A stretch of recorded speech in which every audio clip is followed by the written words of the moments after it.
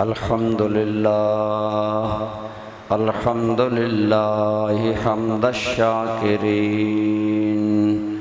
والصلاة والسلام علی سید الانبیاء وخاتم النبیین وعلی آلہ واصحابہ اجمعین اما بعد فاعوذ باللہ من الشیطان الرجیم بسم اللہ الرحمن الرحیم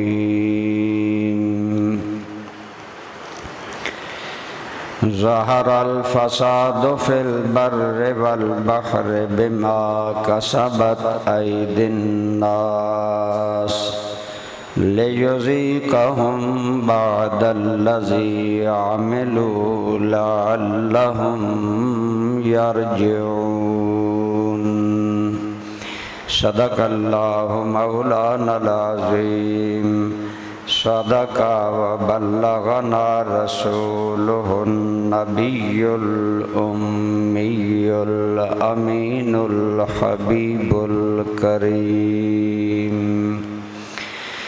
اللہم صل علی محمد وعلی آل محمد کما صلیت علی ابراہیم وعلی آل ابراہیم انکا حمید مجید اللہم بارک علی محمد وعلی آل محمد کما بارکت علی ابراہیم وعلی آل ابراہیم انکا حمید مجید الصلاة والسلام علیک یا سیدی یا رسول اللہ وعلی آلک و اصحابک یا حبیب اللہ۔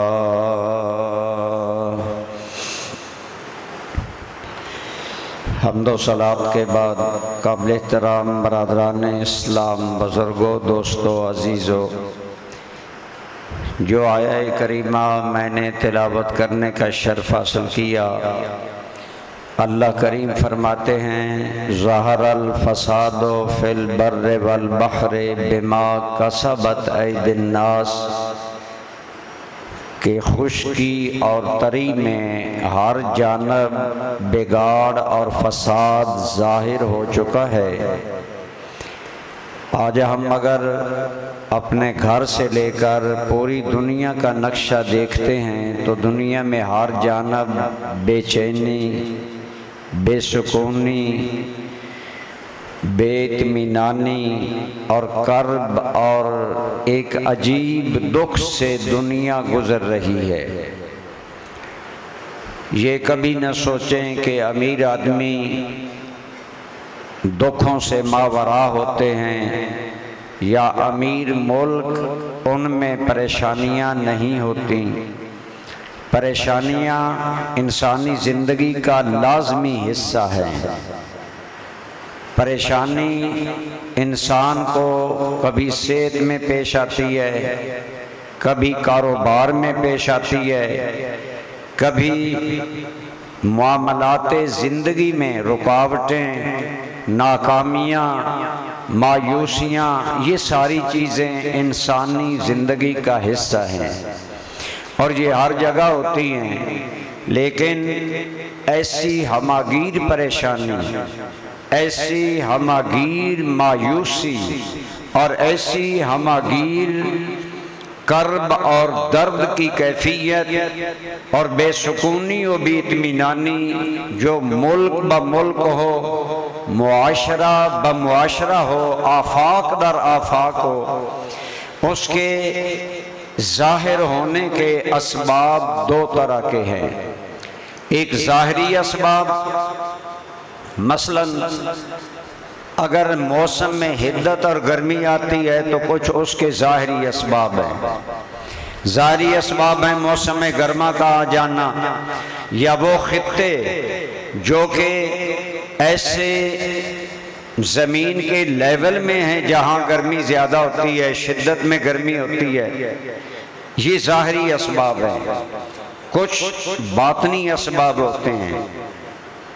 اسی طرح ان تمام حالات کے ظاہری اور باطنی اسباب جب دونوں مل جاتے ہیں اس وقت ایک صورتحال کریٹ ہوتی ہے، پیدا ہوتی ہے۔ مثلاً ایک لڑکا، وہ نوجوان ہے، صحت مند ہے، لیکن وہ انتہائی زندگی سے مایوس ہے اور خودکشی تک چلا جاتا ہے کہ میں اپنے آپ کو قتل کر لوں، جان سے ہاتھ دھو بیٹھوں۔ اب اس کے اس مقام تک پہنچنے کے دو طرح کے اسباب ہیں۔ ایک سبب ظاہری ہے کہ اس نے اپنی زندگی کو ظاہری طور پر کامیاب کرنے کے لیے علم، ہنر، فن یا جو اس دور کی ضرورت ہے وہ حاصل نہیں کی، اور جب واضح بات ہے کہ حالات زمانہ کے موافق بندہ نہ چلے تو پھر پریشانی ایک فطری امر ہے۔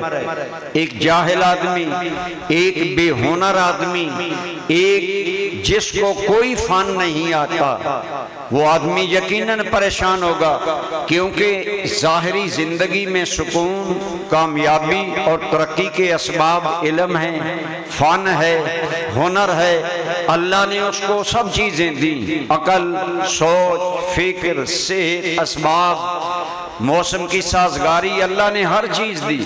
اس نے خود اپنا ٹائم ضائع کیا، اپنی جوانی کی صلاحیتوں کو برباد کیا، اور خود وہ اس قابل نہ بنا کہ وہ حالات زمانہ کی رکاوٹیں دور کرتا ہوا، انہیں پھلانگتا ہوا ترقی کی جانب قدم قدم بڑھتا چلا جاتا، اور زندگی کی پریشانیاں سمٹتی جاتی اور خوشحالیاں اور خوشیاں اس کو نصیب ہوتی۔ اس کے ساتھ اگر وہ خودکشی کا ارادہ کرتا ہے، مایوسی کا شکار ہوتا ہے، اس کے باطنی اسباب یہ ہیں کہ اس کی دینی تربیت نہیں ہوگی، اسے پتہ ہی نہیں ہے کہ ایک انسانی جان کی قدر کیا ہے، اللہ نے ایک انسان کو کتنا قیمتی بنایا ہے۔ اللہ نے تو انسان کو پوری مخلوقات کا شاہکار بنایا ہے۔ علامہ اقبال کہتے ہیں یہ سارا نظام کائنات انسان کے لیے ہے۔ قرآن بھی یہی کہتا ہے وَجَعَلَ لَكُمْ مَا فِي السَّمَاوَاتِ وَمَا فِي الْأَرْضِ، زمین و آسمان میں جو نعمتیں، جو آسائشیں، جو چیزیں ہیں ہم نے تمہارے لیے بنائی ہیں، تم ان سے استفادہ کرو، ان سے مثبت اثرات، نتائج اخذ کرو اور آگے بڑھو۔ لیکن اب وہ آدمی، اس نے نہ علم حاصل کیا، نہ فن حاصل کیا، نہ ہنر حاصل کیا کہ ظاہری اسباب خوشی اور کامیابی کے حاصل ہوتے، اور باطنی طور پر اسے دینی ماحول نہ ملا، اسے انسانی شخصیت کا وقار، احترام، اور انسان کو اللہ نے کیا شان، کیا مقام دیا کہ ساری مخلوق کو اللہ نے کن کہہ کر بنایا۔ انسان کو بنانے کی باری آئی تو فرمایا فَخَلَقْتُهُ بِيَدَيَّ، اے انسان میں نے تو تمہیں اپنے قدرت کے دونوں ہاتھوں سے سنوارا ہے۔ دونوں ہاتھوں سے سنوارنے کی نسبت کر کے تیری میری عزت کو اضافہ کیا، عزت میں اضافہ کیا۔ وَلَقَدْ كَرَّمْنَا بَنِي آدم، ہم نے اولاد آدم کو بڑی عزت بخشی۔ کیا تمہیں یاد نہیں ہم نے تمہارے جد اعلیٰ کو مٹی سے پیدا کر کے اتنا شاہکار بنایا کہ اسے مسجود ملائک بنا دیا، فرشتوں سے سجدہ کروایا، اس کے اندر اپنی بارگاہ خاص سے وَنَفَخْتُ فِيهِ مِن رُوحِي، اس کے اندر اپنی جناب خاص سے میں نے روح ڈالی۔ اسی روح کی قوت کا ثمر ہے کہ آج انسان سائنس اور ٹیکنالوجی کے زور پر اس زمین پر بیٹھ کر آسمانوں کو اور زمینوں کو بھی کنٹرول کر رہا ہے۔ یہ ساری صلاحیتیں اللہ نے اس نوجوان کو دی، لیکن جب اس نے اپنی صلاحیتوں کو عیش پرستی، آسان پسندی، سہل انگاری اور اس بات میں کہ وہ سست انسان ہے، اپنی صلاحیتوں کو آگے نہیں بڑھاتا، اب مایوسی، پریشانی، حتیٰ کہ زندگی سے ہاتھ دھو بیٹھنے کی فکر تک اس کو لائق ہو گئی ہے، تو یہ ہمارا اپنا قصور ہے۔ ایک شاعر کیا حسین بات کرتا ہے، کہتا ہے وہ بھی خوب دن تھے ملائکہ، وہ بھی خوب دن تھے ملائکہ، میرے سامنے تھے جو سرنگوں، وہ میرا کمال عروج تھا۔ یہ زوال کتنا عجیب ہے، کہاں انسان تھا، کہاں انسان پہنچ گیا۔ اب جب انسان ظاہری باطنی اسباب فرحت، اسباب سکون، اسباب آرام اور اپنی زندگی کو کمفرٹیبل بنانے کے لیے جب ظاہری اسباب بھی اختیار نہیں کرتا، باطنی اسباب بھی اختیار نہیں کرتا، نتیجتاً پریشانی نہیں ہوگی، اور جو اس کو صورت پیش آئے گی اس کا وہ خود ذمہ دار ہے۔ 1947 کے اندر ہم نے ملک حاصل کیا، ہماری قوم کتنی ٹیلنٹ والی قوم تھی کہ دوہری غلامی سے ہم نے نجات حاصل کی، ہم نے انگریز کو بھی بچھاڑا، ہم نے ہندو کی سازشوں کے تار تار سبوتار کر دیے، انہیں توڑ کر ہم نے ایک آزاد ملک حاصل کیا۔ ہم آج بھی اپنے عمل کے نتیجے میں ہمارے حکمرانوں نے اور عوام نے مل کر ملک میں اللہ سے کیا ہوا وعدہ پورا نہ کیا، نہ نظام مصطفیٰ نافذ کیا، نہ اسلام کو زندگی کا حصہ بنایا، نہ خلوت سے لے کر جلوت تک، نہ ذاتی زندگی سے لے کر قومی زندگی تک کہیں خوف خدا، اللہ کا حیا، اللہ کے رسول کا شرم و حیا ہماری زندگی میں نہیں۔ نتیجہ یہ ہے ظاہری اور باطنی حالات، ظہر الفساد فی البر والبحر بما کسبت ایدی الناس۔ اللہ کریم فرماتے ہیں لوگوں، خشکی تری میدانوں میں، پہاڑوں میں، بلندیوں میں، پستیوں میں ہر جگہ بگاڑ ظاہر ہو چکا ہے، اور ہر جگہ بے سکونی، بے کیف زندگی بے کیف ہو کر رہ گئی۔ زندگی کی حقیقی مسرتیں جس چیز کا نام ہے وہ کسی فرد کو حاصل نہیں، خواہ امیر ہو یا غریب ہو۔ کیوں ہے؟ فرمایا بما کسبت ایدی الناس، یہ سارے حالات تمہارے اپنے پیدا کر دے، تمہارے اپنے پیدا کردہ ہیں، تمہارے ہاتھوں کی کمائی ہے۔ لفظی ترجمہ ہے بما کسبت ایدی الناس، یہ اس کا نتیجہ ہے جو لوگوں کے ہاتھوں نے کمایا۔ آج اس کا یہ نتیجہ ہے کہ قوم نہ ہمیں اپنی منزل یاد، نہ ہمیں اپنا مقام یاد۔ میں نے عرض کیا نا انسان کا مقام، اقبال کہتے ہیں کہ اے انسان خدائے لم یزل کا دست قدرت تو زبان تو ہے، یقین پیدا کر اے غافل کے مغلوب گمان تو ہے۔ اللہ نے تو تمہیں اپنا شاہکار بنایا تھا، ایک طارق بن زیاد کی للکار سے سمندر کی لہروں پر مسلمانوں کے جذبوں کا اظہار ہوتا تھا۔ آج 57 اسلامی ملک ہیں، ہمارے کشمیری بھائی وہ تو آزادی کو بھول گئے، ہماری حماقتوں، ہماری دنیا داریوں اور ہمارے ذاتی مفادات حکمرانوں کے اس کے اندر آئے۔ آج ہم کشمیر سے محروم ہیں، آج ہم آزادی سے کس جگہ مسلمان آزاد ہے؟ ہر جگہ۔ بہرحال اس کا حل کیا ہے؟ فرمایا یہ جو ہے وہ تمہارے اپنے اعمال کا نتیجہ ہے۔ اللہ تعالیٰ فرماتے ہیں اگر ہم بندے کے عملوں پر ان کو پکڑے نا تو پھر دنیا پر تمہیں کوئی زندہ چیز نظر نہ آئے۔ ایسی اللہ کی گرفت آئے، ایسی غضب کی کڑک آئے کہ سارے جہاں کے نظام کو جلا کر رکھ دے۔ سنیں ارشاد باری تعالی فرمایا وَلَوْ يُؤَاخِذُ اللَّهُ النَّاسَ بِمَا كَسَبُوا مَا تَرَكَ عَلَى ظَهْرِهَا مِن دَابَّةٍ، اگر اللہ بندے کے عملوں کو پکڑتا تو تمہیں دنیا میں کوئی چوپایا نظر نہ آتا۔ اس قدر اللہ کا غضب۔ ایک اور آیت میں فرمایا وَمَا أَصَابَكُم مِّن مُّصِيبَةٍ فَبِمَا كَسَبَتْ أَيْدِيكُمْ وَيَعْفُو عَن كَثِيرٍ، تمہیں جو مصیبت آتی ہے تمہارے ہاتھوں کی کمائی ہے، تمہارے اپنے کرتوت ہیں، اگر ہم ہر بات پر پکڑتے تم زندہ نہ رہتے، وَيَعْفُو عَن کثیر، ہم بہت زیادہ تو معاف کر دیتے ہیں۔ رب مہربان ہے اپنے بندوں پر، فرمائے عموماً تو ہم معاف کرتے ہیں، لیکن کبھی کبھی کوئی وبال آتا ہے۔ آپ نے پڑھا گزشتہ ہفتہ کے اندر اس ہمارے شمالی علاقہ میں اسلام آباد سمیت گرد آسمان سرخ ہو گیا، آندھیاں ظاہر ہوئی، اور ان کے اندر سے رحمت کی بارش کا کوئی قطرہ گرنے کی بجائے اتنے موٹے موٹے اولے پڑے کہ ہزاروں گاڑیوں کے شیشے ختم۔ ہمارے ملک کے اندر کتنا مالی نقصان ہوا، ادھر دیکھ لیں، پورا سیزن گزر گیا، بارش نہیں ہوئی، فصل کتنی کم ہے۔ پھر ہمارے حکمرانوں کی ناعاقبت اندیشیاں کہ اپنے ذاتی مفادات کے لیے اور اپنے ذاتی جو حصص رکھے جاتے ہیں ان کے لیے گندم کدی باہر سے خرید لی جاتی ہے، اور ملک کے اندر قحط سالی اور غربت اور عجیب انداز ہیں ہمارے۔ ہماری زندگی کی کوئی کل ہے جسے سیدھا کہا جا سکے؟ کیوں ہے؟ اللہ کریم فرماتے ہیں ظہر الفساد فی البر والبحر بما کسبت ایدی الناس، جو ہو رہا ہے تمہارے اپنے عملوں کا نتیجہ ہے، تمہاری اپنی نحوستوں بدبختیوں کی یہ سیاہیاں ہیں جو تمہارے حالات کو گدلا کر رہی ہیں۔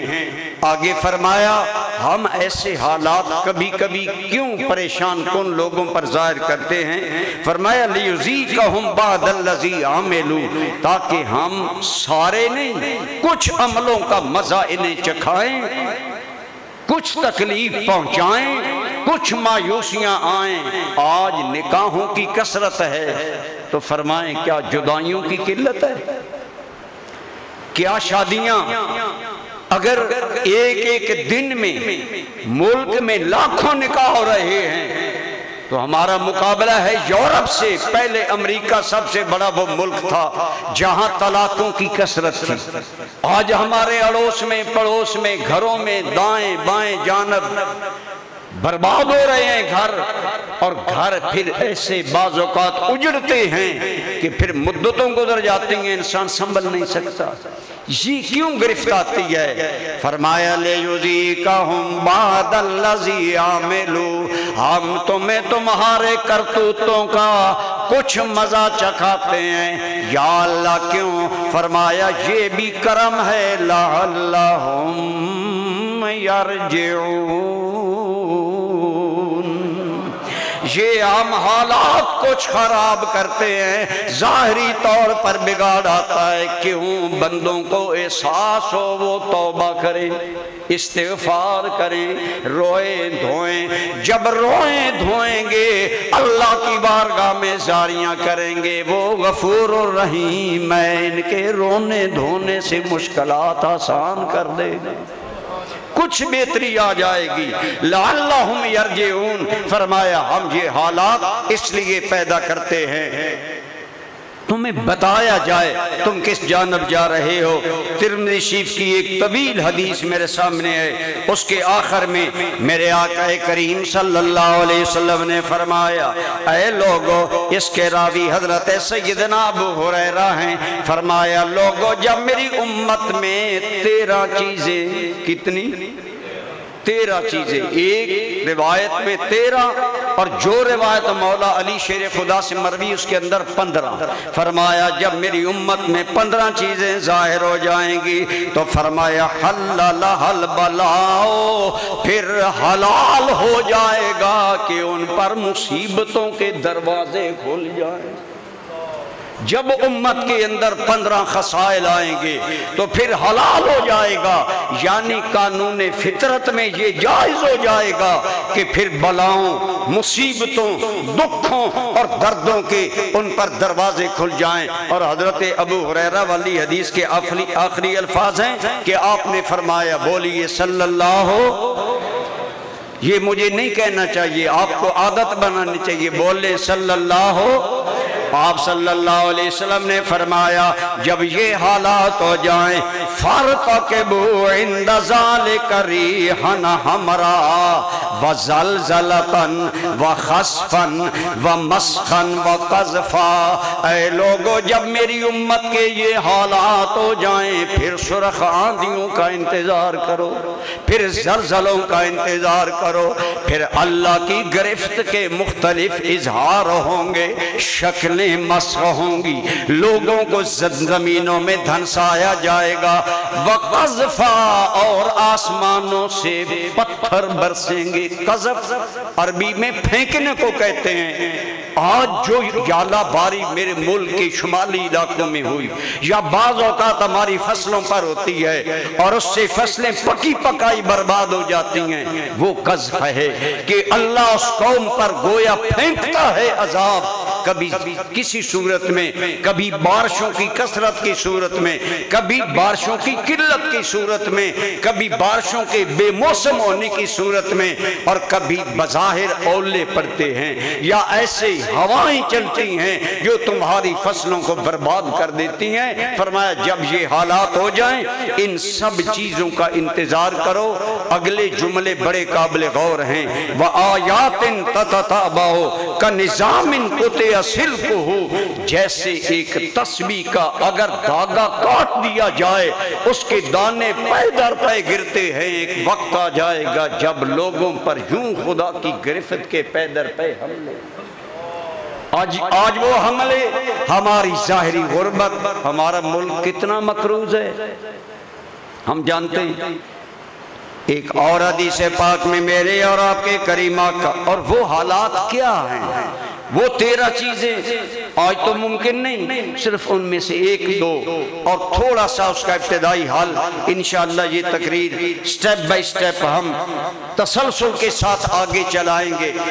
جو بات اللہ کریم نے کی وہ عرض کرتا ہوں، فرمایا ہم یہ کیوں ایسے حالات بندوں پر بھیجتے ہیں؟ سوال پیدا ہوتا ہے نا، مالک کافروں کو تو رزق دے رہا ہے، اپنے باغیوں کو قوت دے رہا ہے، بتائیں غزہ میں بلکتی لاشوں کا قاتل کون ہے؟ انسان ہے، اور ان انسانوں کو رزق کون دے رہا ہے؟ اللہ۔ فرمایا میرے عذاب دینے کے مختلف انداز ہیں، کبھی قومیں جب خود نہیں سنبھلتی، یوں سمجھ لیں کہ جب مسلم قوم خود نہیں سنبھلی اور 57 ملک میں کسی ملک میں آئیڈیل اسلامک سٹیٹ نہیں ہے، کسی ملک میں اسلامی قوانین نہیں ہیں، تو پھر فرمایا یہ میری شان ہے، میں قادر ہوں، بے نیاز ہوں، جس طرح چاہوں تمہاری پٹوائی کرواؤں، خواہ ہندوؤں سے کرواؤں، خواہ سکھوں سے کرواؤں، خواہ اسرائیل سے کرواؤں یا امریکہ سے کرواؤں، یہ میرا کوڑا ہے، میں جانتا ہوں۔ ان ربک لبالمرصاد، تیرا رب انتظار میں ہے کہ میں اپنے بندوں کو دیکھ رہا ہوں، جب نہیں سنبھلتے تو فرمایا ہم ان پر عذاب کی مختلف صورتیں ظاہر کرتے ہیں۔ یا اللہ کیوں؟ فرمایا لِيُذِيقَهُمْ بَعْضَ الَّذِي عَمِلُوا، تاکہ انہیں ان کے عملوں کا مزہ چکھائیں، اور ہیں نا بالآخر میرے نبی کے کلمہ گو، لَعَلَّهُمْ يَرْجِعُونَ، جو کیا سو کیا، اگر حالات سے سنبھل جائیں گے مجھے عزت کی قسم میں ان کے لیے فتوحات کے دروازے۔ حدیث پاک ایک بات سمجھیں، بظاہر مصیبتیں گناہوں کا نتیجہ ہیں، حدیث کا وقت نہیں، آپ صلی اللہ علیہ وسلم نے فرمایا جو قومیں زکوٰۃ روک لیتی ہیں اللہ ان قوموں پر قحط سالی اور غلوں کا پیدا ہونا ختم کر دیتا ہے۔ جو قومیں اللہ کا عہد توڑتی ہیں اللہ ان پر ان کے دشمنوں کو مسلط کر دیتا ہے۔ ادارے تیرے، ادارے میرے، میٹنگیں IMF کرے، کیا ہم پر دشمن مسلط ہے کہ نہیں؟ غیر لوگ مسلط ہیں کہ نہیں، ایک ایک انشاءاللہ وہ تو تفصیلاً بات ہوگی، لیکن میں ہو سکتا ہے بعض لوگ آج میری تقریر سن رہے ہیں کل نہ ہوں، اس لیے میں ایک نچوڑ، اللہ پاک فرماتے ہیں لعلہم یرجعون، یہ حالات میں اس لیے پیدا کرتا ہوں کہ مجھ سے ڈرو، کیوں؟ نہ جاؤ سکے تحمل پر کے بے ڈھب ہے گریفت اس کی، ڈر اس کی دیر گیری سے کہ ہے سخت انتقام اس کا۔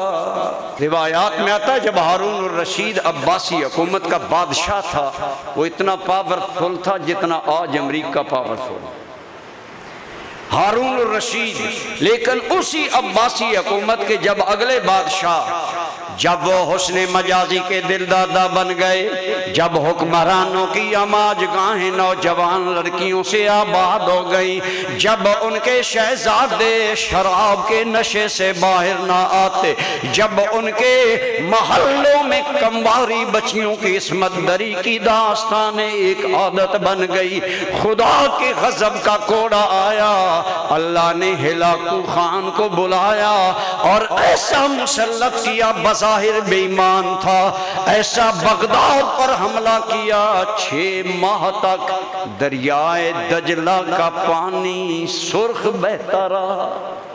دریا کا پانی سرخ ہونا کتنا خون چاہیے؟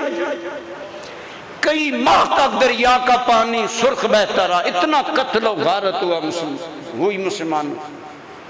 جب ہلاکو بغداد میں داخل ہوا نا، اس نے کہا جب بغداد میں داخل ہوں تو جس دروازے سے میری سواری گزرے وہ دروازہ اینٹوں کا نہیں، وہ دروازہ اور کسی چیز کا نہیں ہوگا، وہ دروازہ مسلمان حکمرانوں کی کٹی ہوئی گردنوں سے بنایا جائے، اور بنایا گیا۔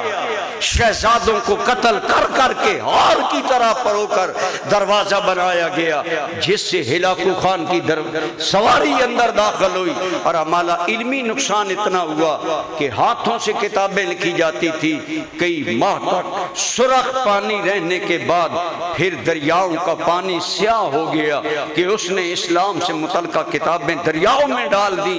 یہ کتابیں ہیں جنہوں نے مسلمانوں کو ترقی عزت دی، نہ کتابیں رہیں گی نہ مسلمان ترقی کر سکیں گے۔ اللہ نے یوں اپنا عذاب کا کوڑا برسایا۔ برادران اسلام، آپ اور میں بھی اسلامی قوم کے ایک فرد ہیں، ہمیں کیا کرنا چاہیے؟ ایک بندے سے لے کر قوم تک فرمایا لعلہم یرجعون، میری طرف لوٹ آؤ۔ اگر لوٹ آؤ گے، ہزاروں مثالیں ہیں، میں کرم کر دوں گا۔ قرآن کریم میں حضرت سیدنا یونس علیہ السلام کا واقعہ، انبیاء کے واقعات عبرت کے لیے، لقد کان فی قصصہم عبرۃ لأولی الالباب، ان اللہ کے بندوں کے واقعات میں اہل دل کے لیے عبرت ہے، نصیحت ہے۔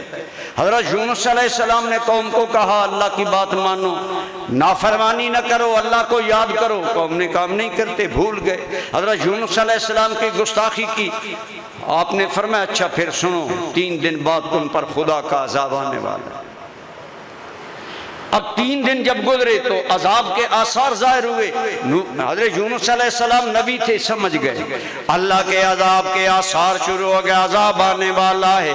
آپ وہاں سے نکل آئے اور سوچا اس قوم پر اللہ کا عذاب آئے، لہٰذا میں دوسری جگہ چلا جاؤں، لیکن یہ نکلنا بغیر اذن الہی تھا، اپنے اجتہاد سے تھا کہ یہاں عذاب آئے گا، میں یہاں سے نکلتا ہوں۔ اور قوم پر غصہ بھی تھا کہ انہوں نے میری بات نہیں مانی، لیکن نبی کی اتنی بات بھی اللہ کو گوارا نہ ہوئی۔